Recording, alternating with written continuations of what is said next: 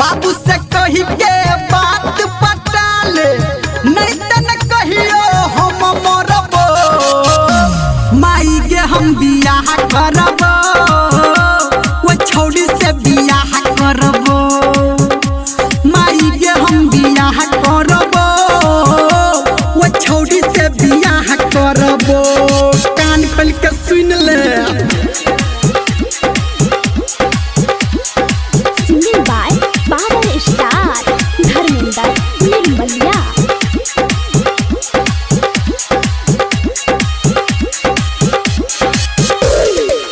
हमारा पसंद के छैटी लड़की हम जियो